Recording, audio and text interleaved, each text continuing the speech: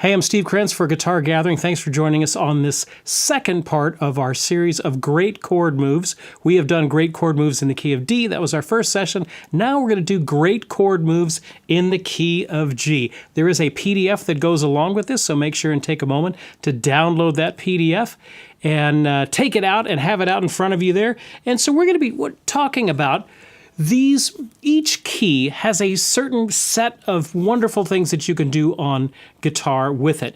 And now this session we're going to focus on the key of G. So let me just play a little bit in the key of G and I'll show you kind of what we are talking about here.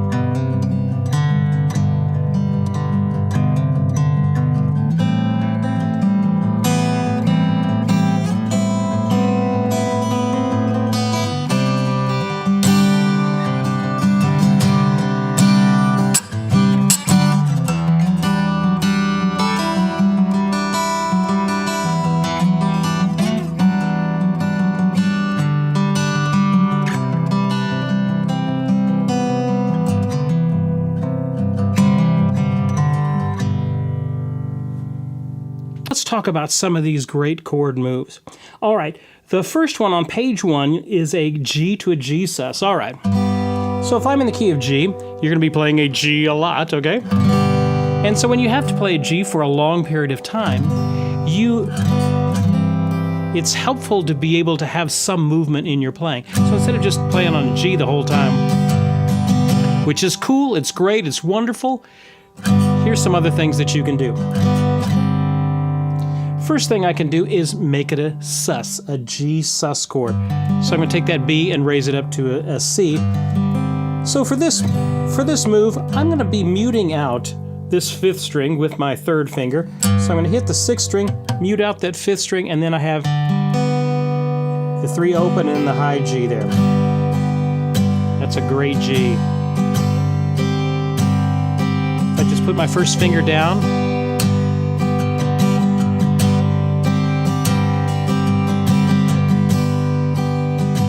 That's a great little pattern if you need to get some movement. I can even add another finger to it and add my 2nd finger on the 4th string at the 2nd fret.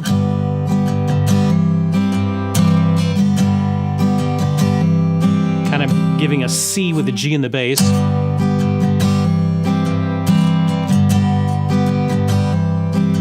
You can do hammer-ons, it's even cooler.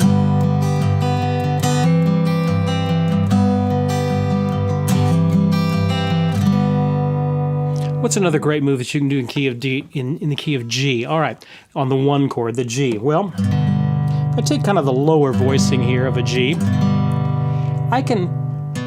lot of times you can take a chord and if you just move around one finger, you can get some interesting chord movements. In G, if I just hammer on that 2nd finger on that 5th string,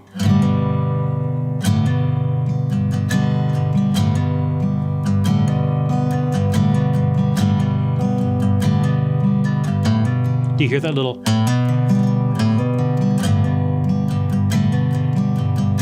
I can even hammer on. Let's say I hammered on to the 4th string at the 2nd fret.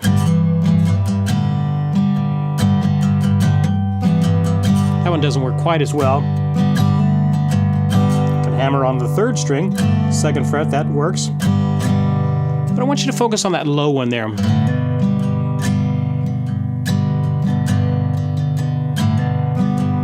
Whenever you do a hammer-on like that, it gets kind of a country sound.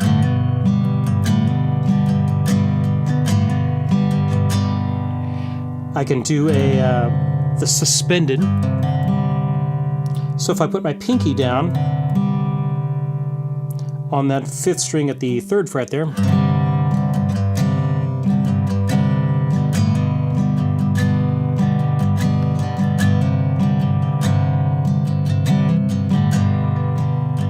a little bit low, a little bit growly, so you got to kind of use it sparingly, but that's a great move in the key of G.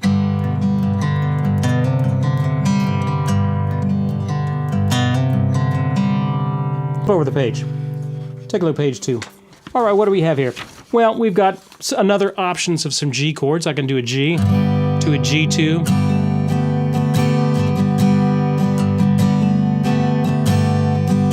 I can do a G5 with my second finger on that G. And I have my third and fourth right there.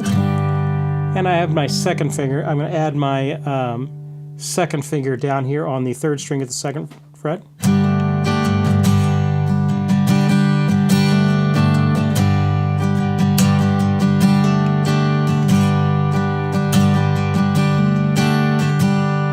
What if I have this G again and I added the A there? That way I still keep that B natural in there.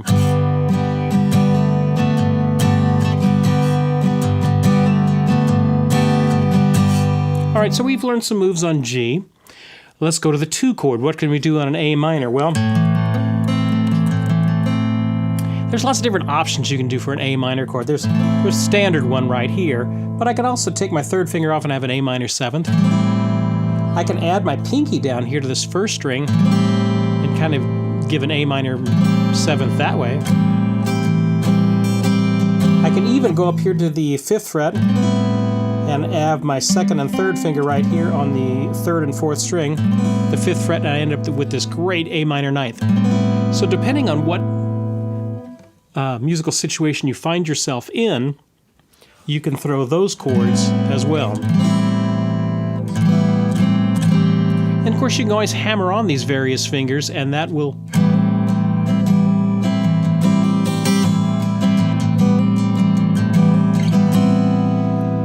So what are we doing? We're giving you some options than just the regular A minor that everybody else is going to be playing. You've got a few options there. All right, so we've done something on the 1, we've done something on the 2. Let's take a look at the 4 chord. That's C chord. What can we do there? Well, here's a great one. Instead of just a regular C, you could add the G in the bass. Do you hear how it just gives a wonderful little warmth in the bottom? There's a C. Here's a C with a G in the bass.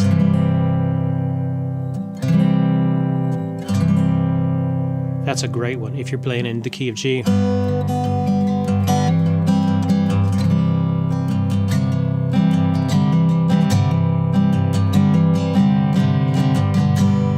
Another option is I play a C, but I'm going to mute out that 5th string, or the 4th string.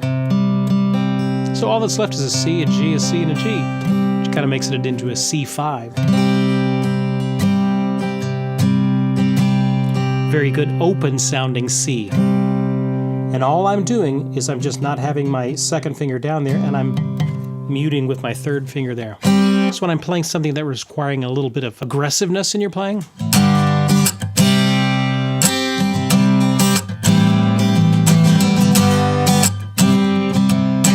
I can take out that third, and that'll help with the aggressiveness there. I could do a C2, adding that second step. I could even... This voicing right here has the octave of the E, which is really pretty if I'm doing something like a ballad or something like that, but sometimes if I'm playing something that's a little more strong, I don't want that sweetness of that E in there. So I can put my pinky down on that high E string at the 3rd fret, and I get that kind of a different sounding C2, or I could even take out that E altogether, and I'm left with an open sounding C2. Different options for the C chord. Another great thing you can do, take a look at the bottom of that page. I'm going to hammer on on a C chord, I'm going to hammer on from my second finger, from that open D to the 2nd fret E.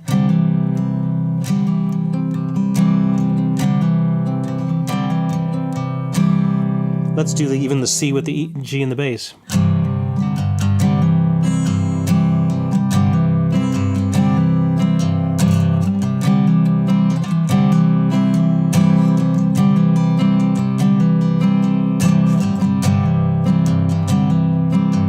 If I put that into a little progression, I get the line at the bottom of page 2.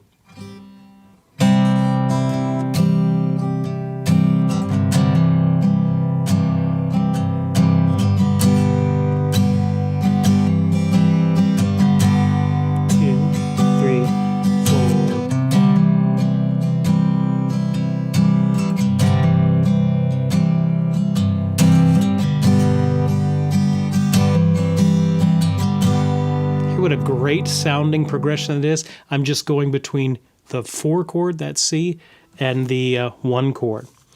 These different voicings, these are the voicings that work great in the key of G. Take a look at page 3. Oh, here's another great one. We've done things on the 1 chord, the 2 chord, the 4 chord. Now let's get to the 5 chord. If I got a D, everybody's going to be playing this D. Again, if I want to do it for any sort of length of time, I can always suspend it.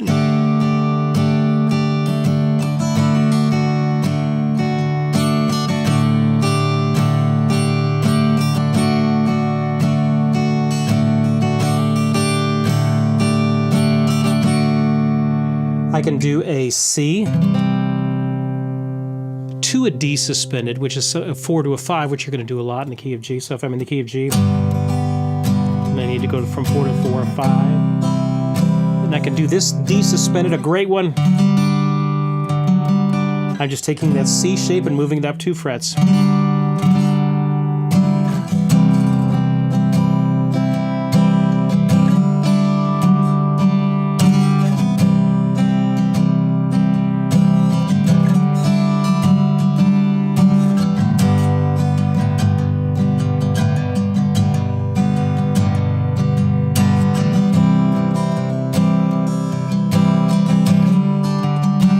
Now on this D suspended right here, I don't necessarily want to play that high open E in it, so how do I stop it from doing that? Well, for a second, let's just talk about how you mute strings. I can take a finger of a nearby, string above it and just kind of roll it down, and that will do it.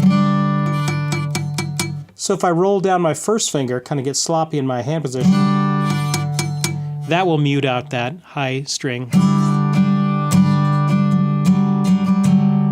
That's a little hard to do it that way. Another way I can do is of course, if I'm doing fingerstyle, I can control it. But I can also choke down a little bit on my strumming to where I'm not just going kind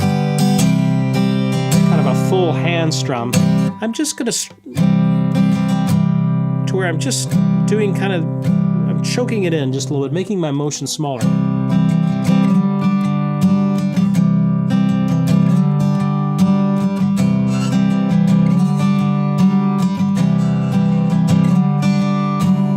I could even mute out on that D suspended, my 3rd finger overshooting a little bit and hit that 6th string. Just kind of lightly touch it.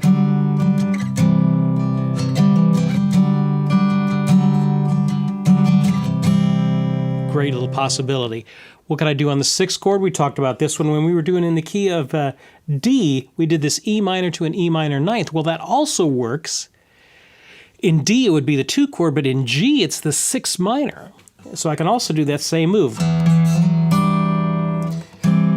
Bottom half of an E of a C chord, and then I'm going to shift it up to 2 frets. I can even do a little slide there. That's a great thing to do in the key of G on that 6 minor.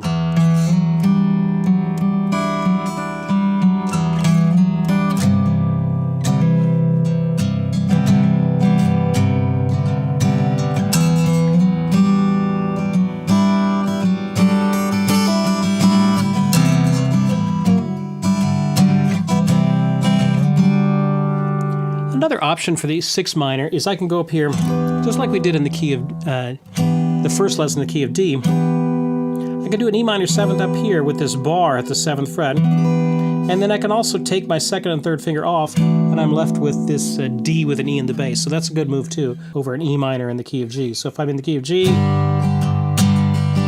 to the E minor.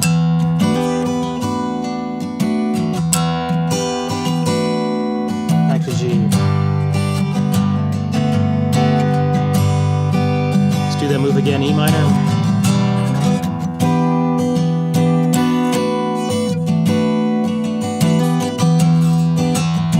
Now I could do just the inside 5th, 4th, 3rd, and 2nd strings, or I could go all the way down to that 1st string. Kind of give a little D6 with an E in the bass.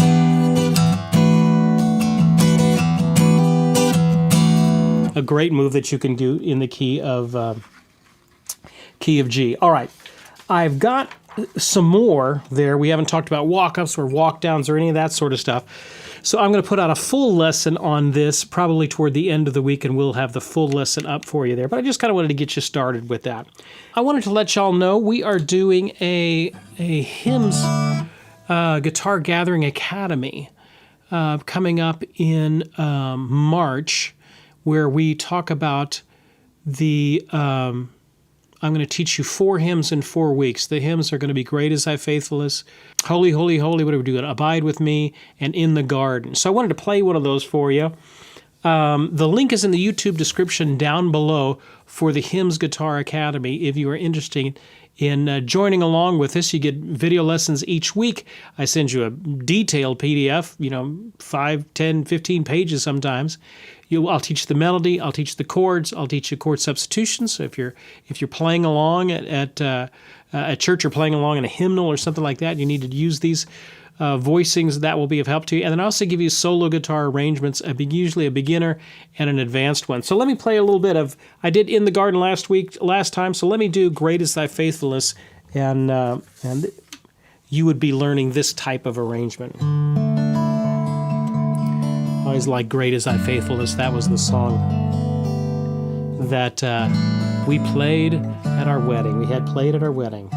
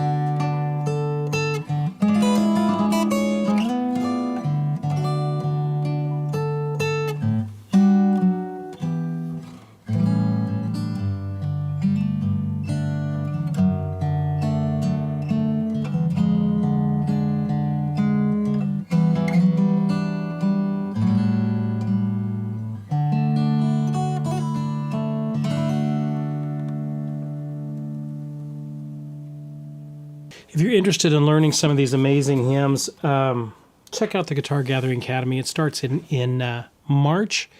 And it is it's a great time. It's a great challenge, weekly challenge to keep your learning up. You don't have to play all the advanced stuff, but it's there if you want it. So if you're a beginner player, you can just play the melody, learn the melody and the chords with us. And then we have a Zoom session at the end of the week, and we all have a chance to ask questions and things like that. Had a question about palm muting. All right, so palm muting. Here's the gig with palm muting. Let me just do a little bit of it.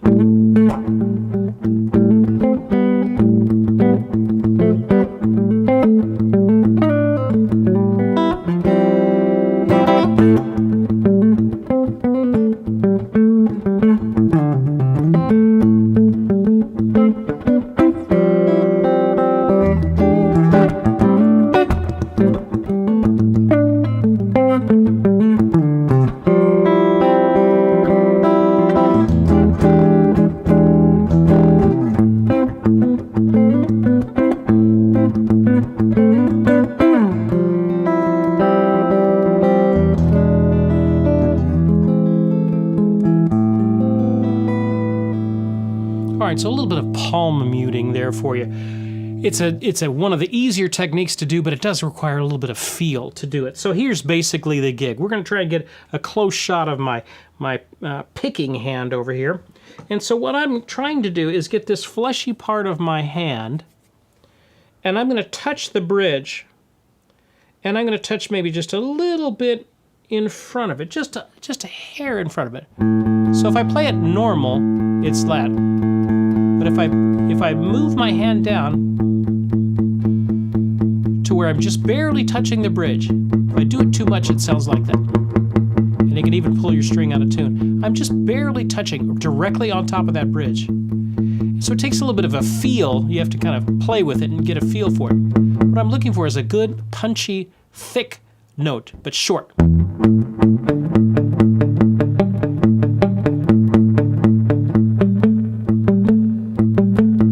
So it takes a little bit of practice to get that movement to where I'm muting down while I'm picking.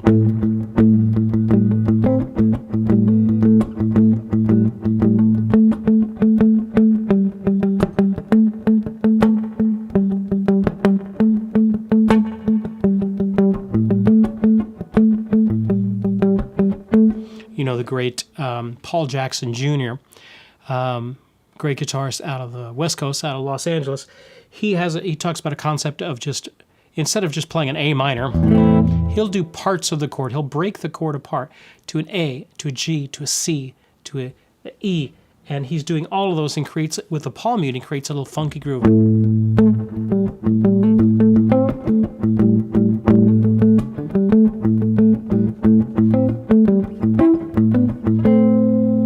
Now, I can't strum with it like that, okay, because you're muting, and so you got to kind of choke it down.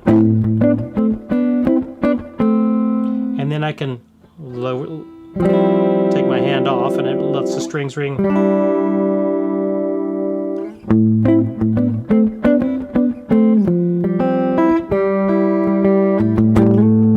It's a really funky sound that I use a lot, especially in kind of R&B sort of playing. So that's palm muting.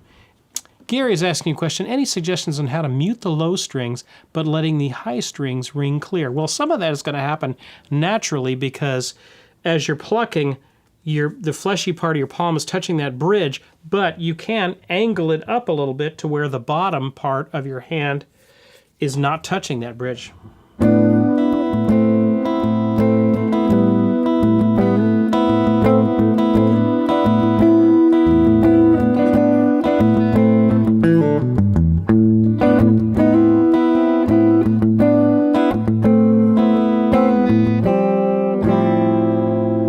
So if you angle your wrist a little bit, that'll help you get the lower string. And the upper strings will still be able to ring out.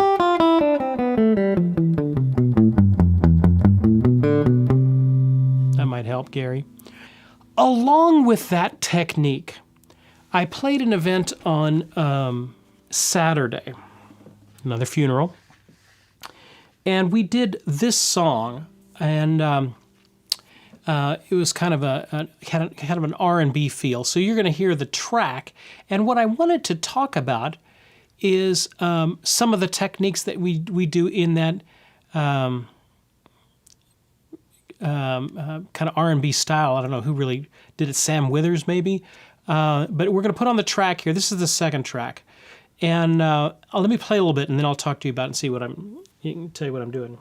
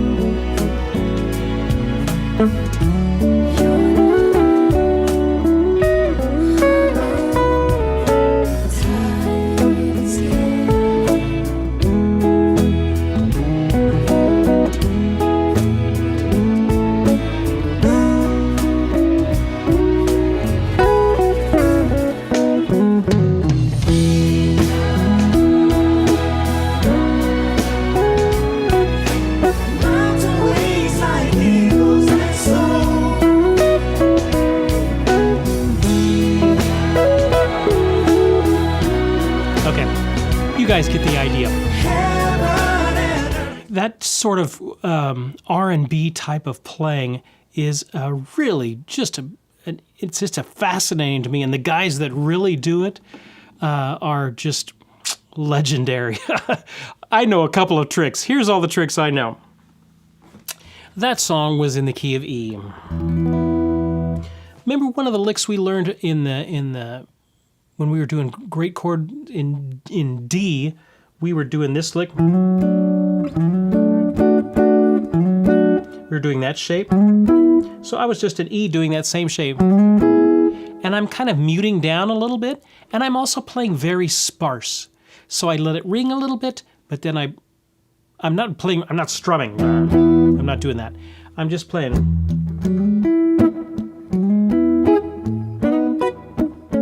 All that is a triad. And I'm really trying to lock into what the groove is doing.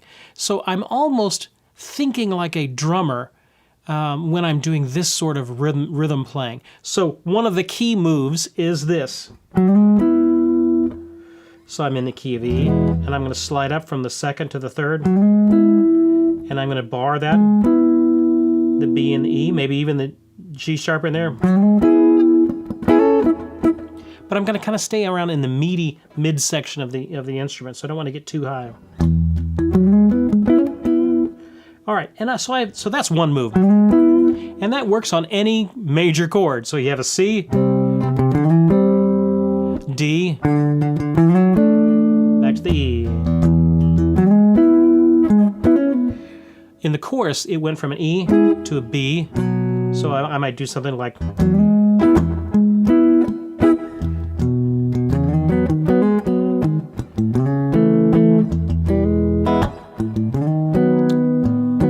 right, so you see how vital that little move is.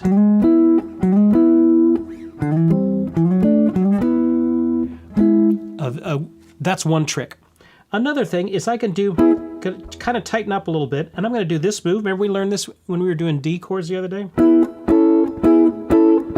So I'm going to go that little hammer on there. And they're also really helpful to do these little dyads, these little two-note breaking of the chord. So if I have this shape, and I'm on an E, I could do this with my third finger hammering onto that fourth string while keeping that high E going.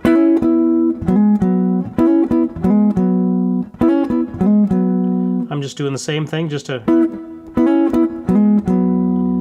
the next string set down.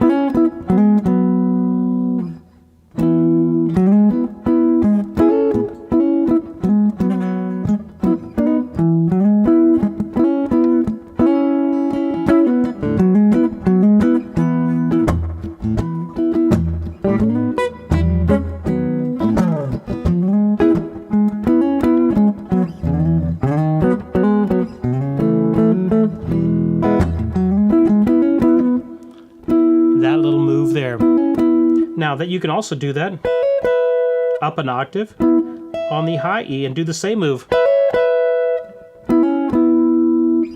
You know, you can even do it low if you want to.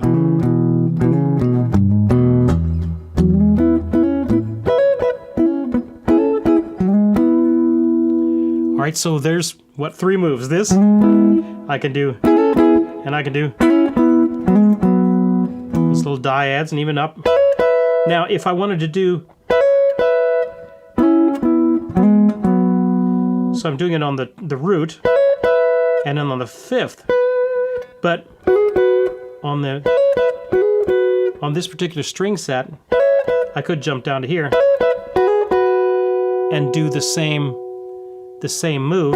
But if I have to change string sets because of how the guitar is tuned, I have to change my fingerings a little bit. So this other one on that one string set only is my first and second finger, and then I'm hammering on with my third finger there. I can also do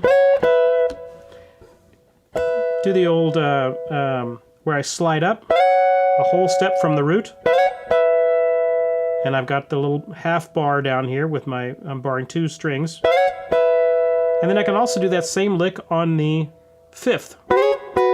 And the root in the key of E is E. Go ahead, whole step up and then down. The 5th in the key of E is a B. And I can do it there too. All right, so what have I taught you? 4 different little things there? Okay, another thing. One more. Well, let me teach you one more. If I have this little third here in E key of E, I have this E and G sharp right there. I can go up in thirds. Let's see. That sort of a thing.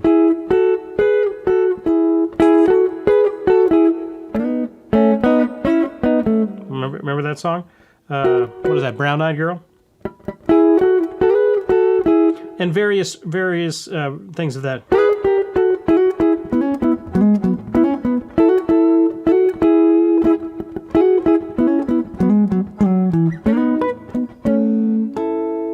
All right, so I've got this. I've got this. I've got my little hammer-ons.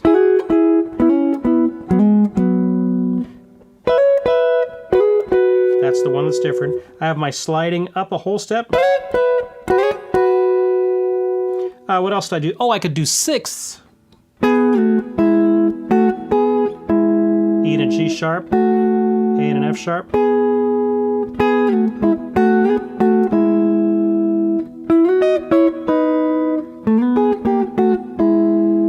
Okay, so armed with those 5 or 6 different techniques, I'm going to play that track again.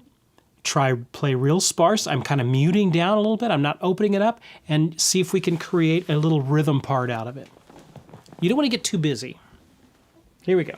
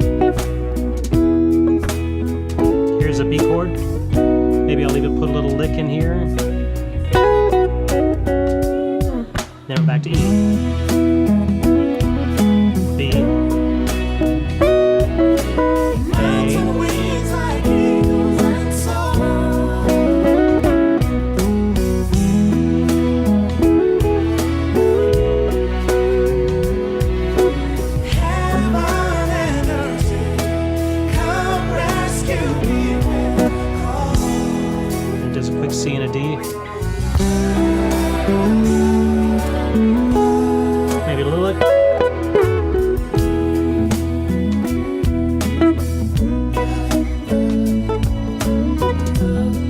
Second verse, I can get a little bit busier.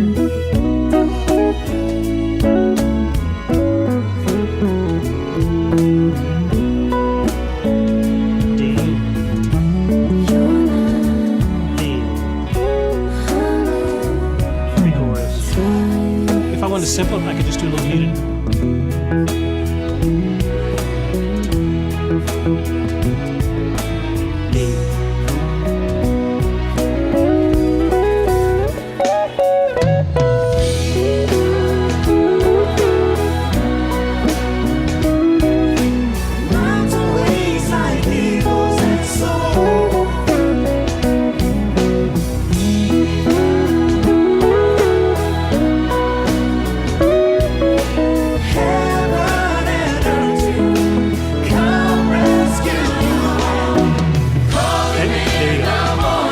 All right.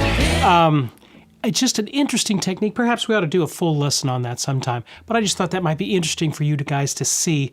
What, you know, Steve, oh my goodness, you're doing all this crazy stuff. I know just about those 6 licks. And you know, by the time the chords move around, you kind of choke it up a little bit, make it a little bit funky, and just play restrained a little bit, and you get this really cool rhythm guitar part. I wanted to close out and play a song here back on acoustic there that I've been messing around with.